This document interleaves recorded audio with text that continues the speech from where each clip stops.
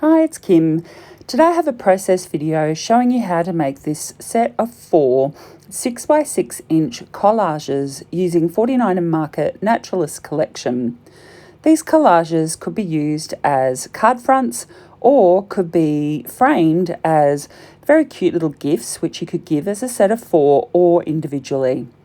I have sped this process video up quite quick because it took me over 4 hours to make these collages plus drying time, and obviously I needed to get that down much shorter to give you a process video, but I think you'll see all of the steps that are involved.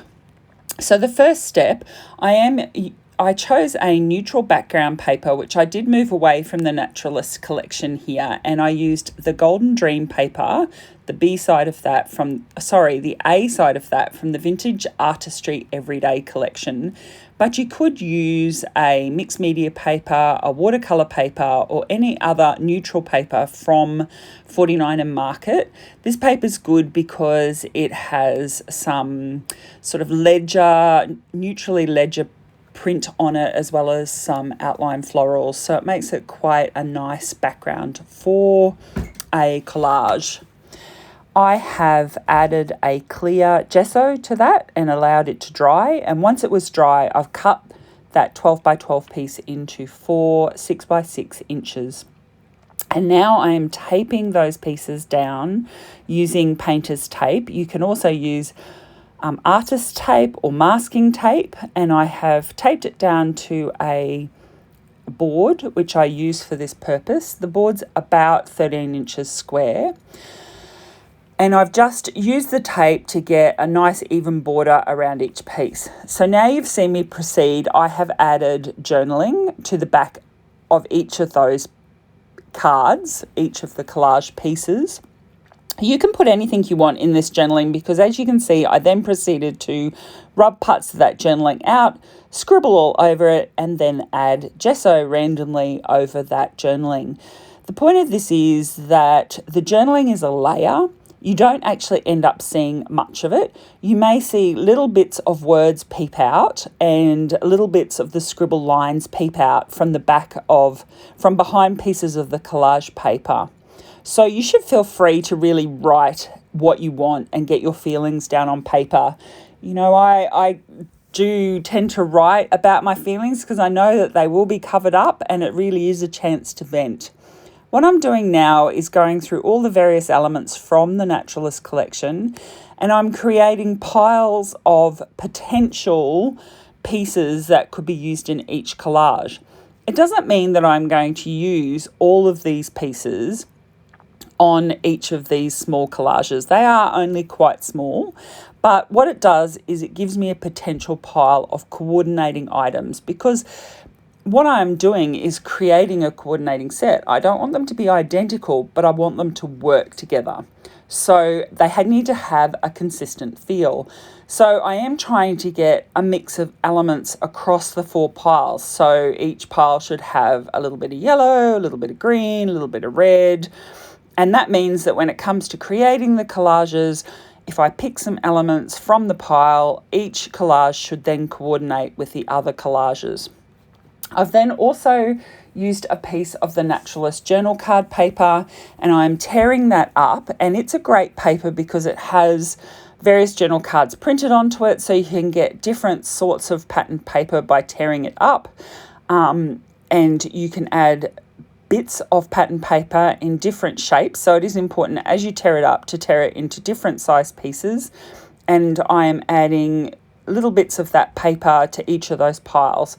And so by the time I've torn that sheet of 12x12 up, and I'd been through that pack of the ephemera pieces, so that was the Naturalist ephemera bits that I went through first to divide into the piles, I've ended up with this really nice collection of pieces to use in the collages.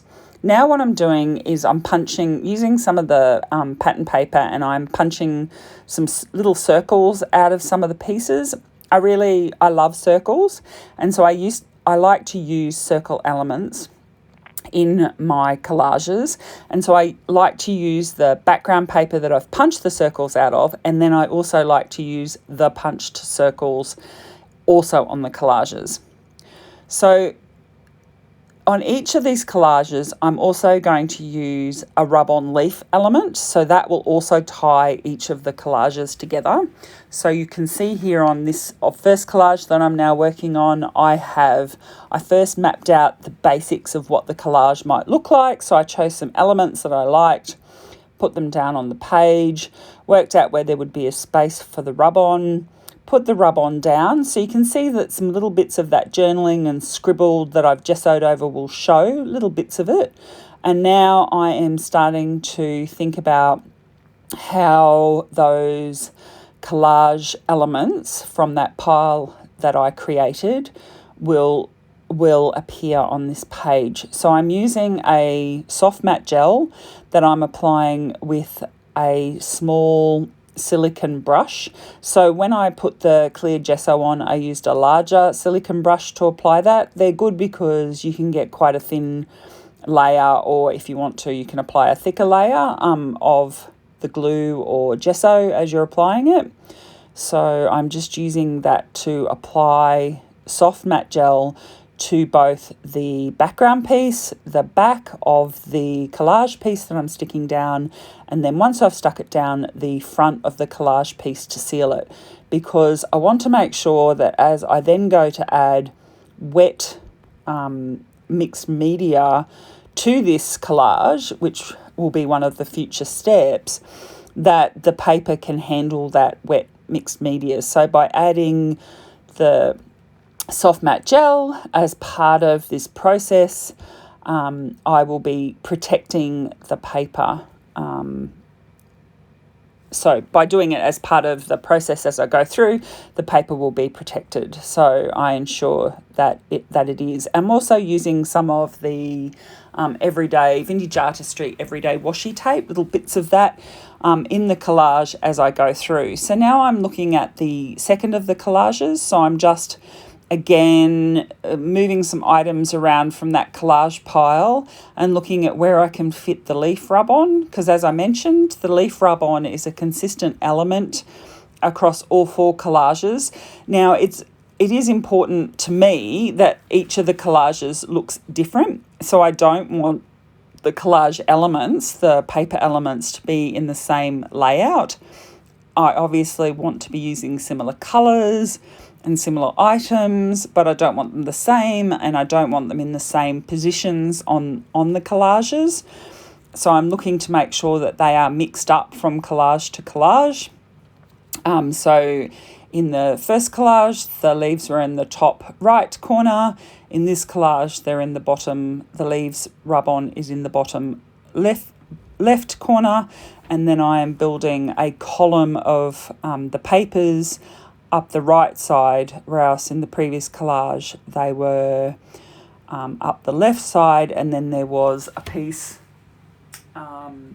going across the bottom of the collage. So as I said, it is important to make sure that you create a different layout of the collage elements from collage to collage. And you can see there that I am sticking down that punched out paper. So that's the sort of discard paper from what I punched the circles out of. And that is because those punched out circles create very interesting texture. And now I'm sticking down the actual circle shapes as well. So the circles punched out of the background paper creates a very interesting texture though. When you come to put the mixed media down in one of the future layers on these, those circles cut out of the background paper will capture that mixed media into those into that texture, and it creates pools. It creates texture where it captures more colour, so it adds a very interesting element to the collages. So by doing things like those punched out shapes, it's an important addition to the process, as well as the fact that I love circles. So if you have a particular shape that you love, whether it be stars or squares or something else other than circles, you can use those. So this one here, I am putting the leaves in the bottom right corner, and the piece of journal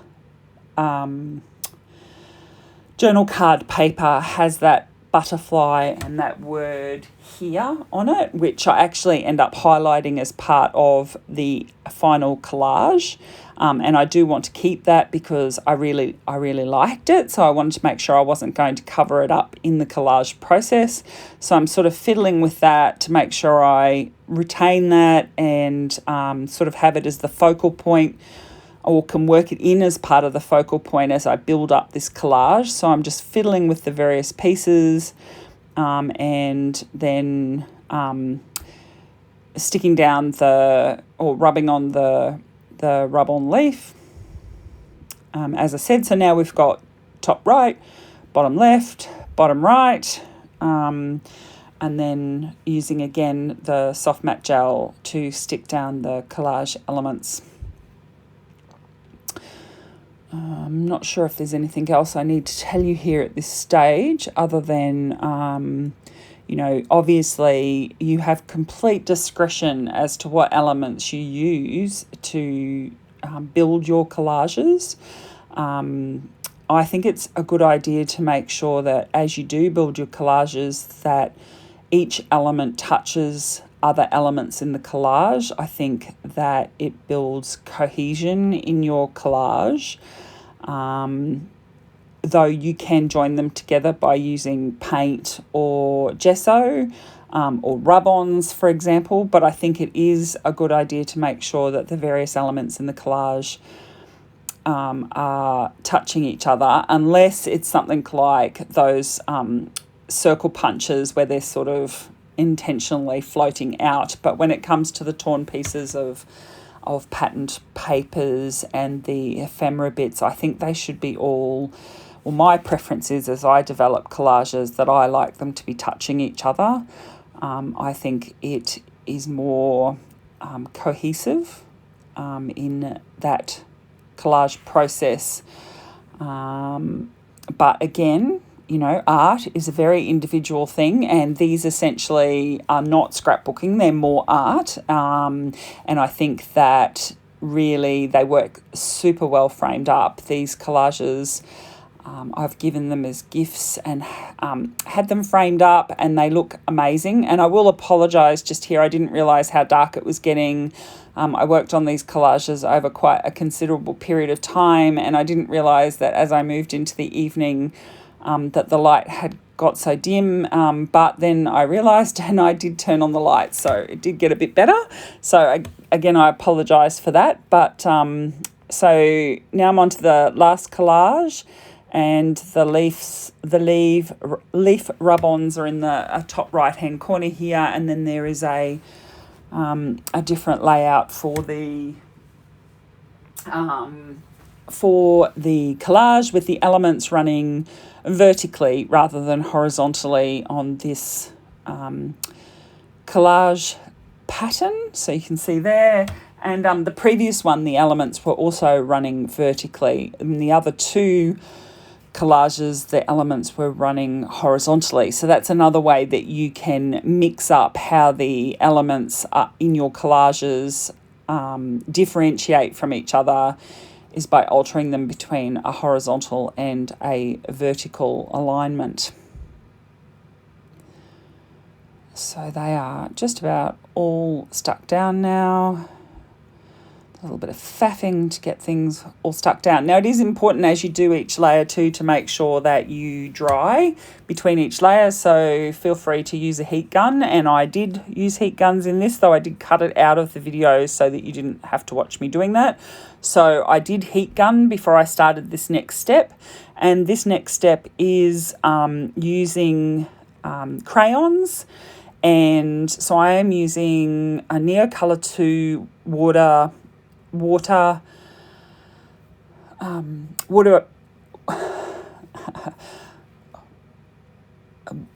oh wow, I'm really struggling with that, aren't I? They're water soluble finally got it out. Water-soluble crayons. So that's an ochre colour, and I've got a blue one as well. I'm putting that yellow ochre around the punched out circles, and then I am going to use quite a dark blue as well. I am using water on a paintbrush to dissolve that crayon because it is water soluble, so I'm adding the crayon directly to each of the collages, and then I am using water on the paintbrush, and then with the blue I'm putting the blue onto my mixed media mat for my glass mat, and then I am adding water to that, and then I am using the paintbrush to apply the blue crayon to each of the collages. You could use watercolour paint for this. You could use watercolour pencils. You could use any watercolour soluble medium to give you a soft watercolour type effect in the backgrounds of your collages. You could water down acrylic paint too, if that's all that you've got. What you're trying to do is create a soft sort of, you don't want a solid colour because obviously that would cover up the collage work that you've done, and you don't want to do that. So you want something that's transparent, and most watercolours will do that. So you want transparent watercolours, anything that's water soluble. If you've only got acrylic paint, just make sure you water it down a lot so that it will be transparent, and then use that to tint your collage work. So that will give just some colour in different spots. Now what I'm doing is using a charcoal pencil.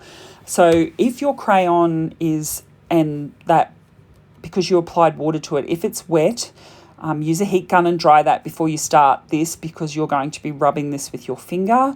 So I use a charcoal pencil and I work my way around the edges of all the paper elements that you've stuck down, and then I use my finger to soften that charcoal line. And basically this will add definition to all of the elements that you have stuck down in the collage, so that you can more clearly see all of the different elements that have been used in the collage. So I just work my way around all of the different elements, adding a thin charcoal line, and then use my finger and lightly rub them, and it will just add texture and dimension and shadow to all of those different elements, just so that it's more noticeable. And what I'm doing now is I am using more of the 49 and Market Naturalist rub-on transfers. There's a whole pile of splatters in that pack, and I'm using some of those splatters to add a variety of splatters over the background of the collages, and they're great. They look really awesome, and the rub-on transfers, 49 Market rub-on transfers, are amazing. They go on so beautifully and they work so well.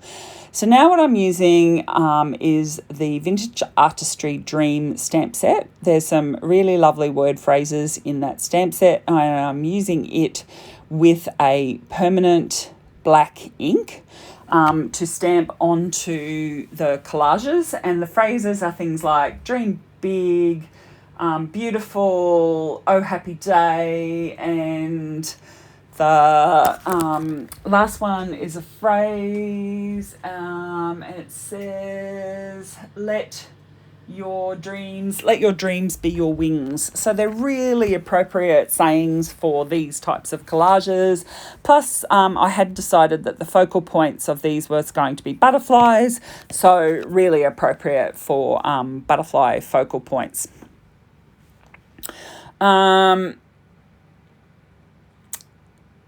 Okay, so yep, just using now a background stamp that is not a 49 Market, so you can use any background stamp that you've got.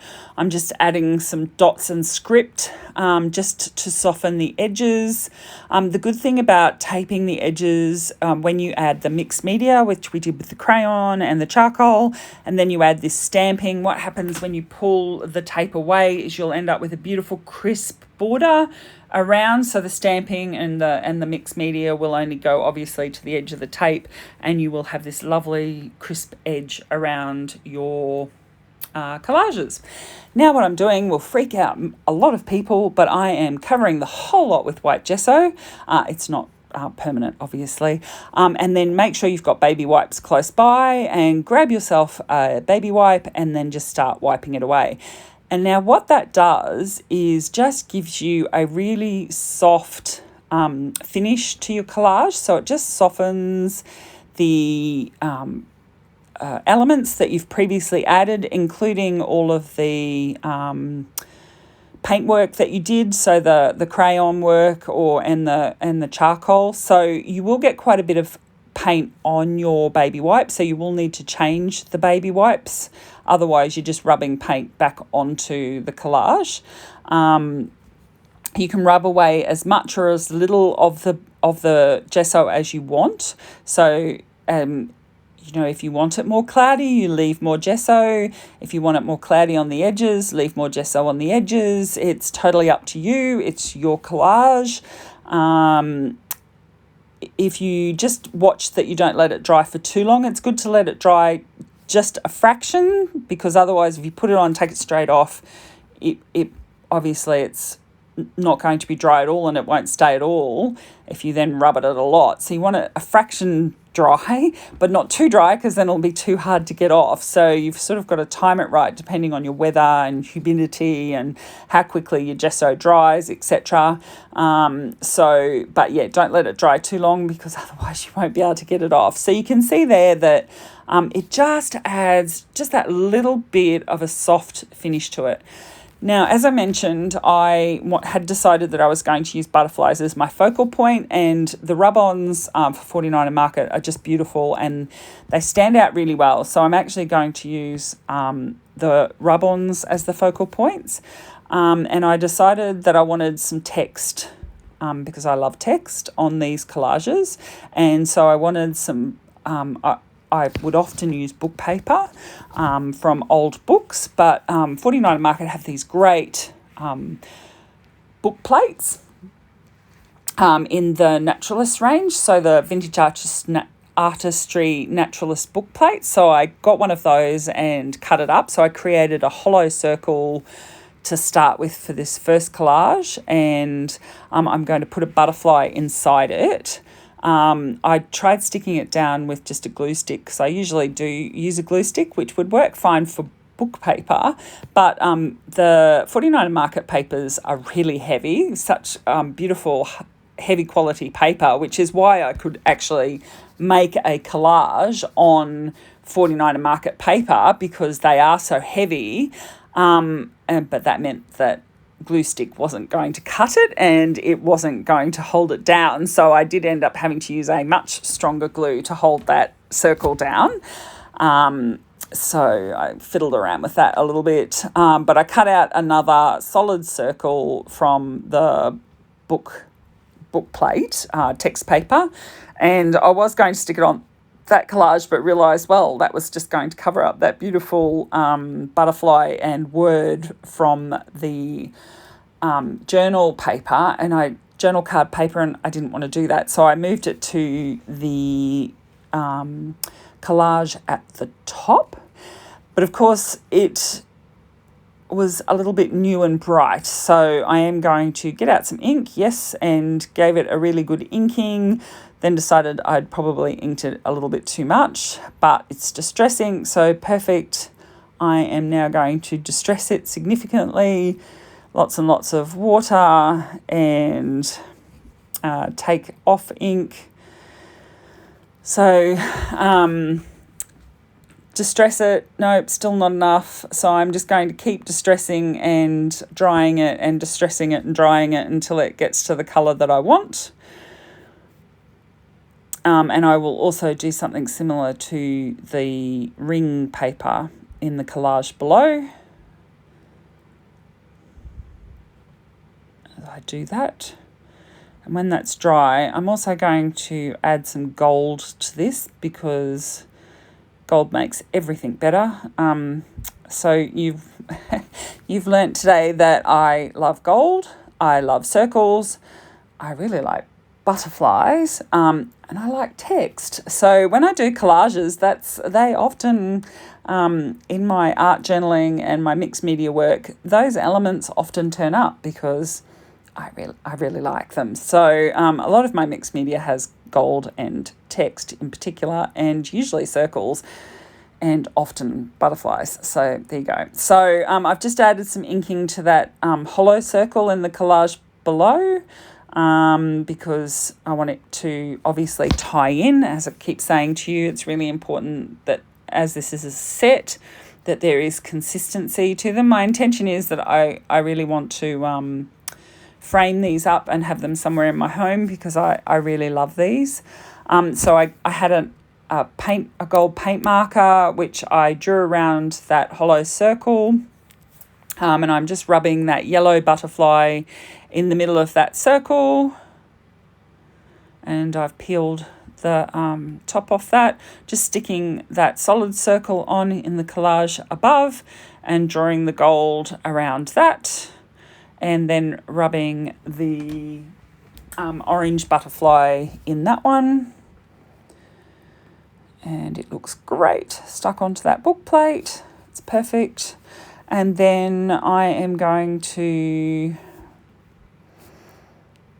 add, I'm not going to use circles on the other ones. I've decided I am going to just use the butterflies directly on these two, because I contemplated about using circles but decided that was going to, as I said, cover up too much of that journal card paper, which I really liked. And there's actually a rub-on butterfly that's the same as the butterfly from that journal card paper. And so I used the same butterfly from the journal card, from the rub-ons, and put it over the top of it just so that it stood out more.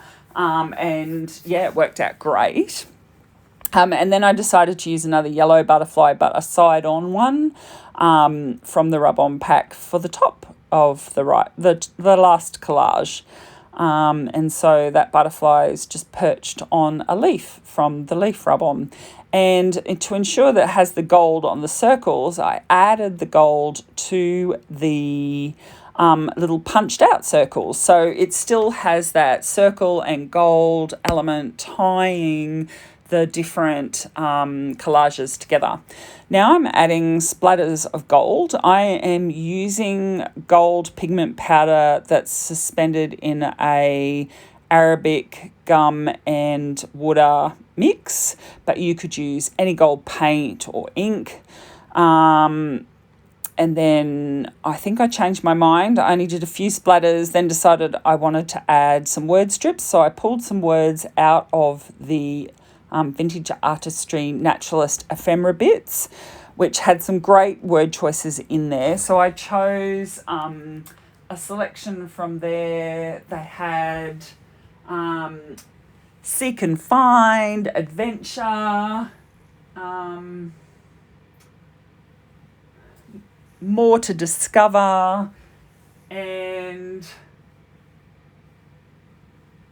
stay curious. So they were great words. I got a little bit of gesso on a baby wipe and just rubbed a little bit over those words to soften them, because I wanted them to blend in with the background. I didn't want them to be too bright. So I'm just now sticking those down with wet glue, checking that they're straight. So I cannot get things straight most often. I'm not very good at getting things straight. So I like to make sure they're definitely straight. So using my T-square ruler there, and sticking those on. And once they're stuck on, I think I then go back to doing my splatters, which is the last bit to do. So I think I had done my gold splatters. I must have been very careful because I invariably end up putting my finger in splatters, and now I'm adding some white splatters. So for these white splatters, I am using the I think it's the Dina Wakley Meteor Gloss Spray, which is the gloss acrylic spray, but you can use diluted acrylic paint. You could use diluted gesso.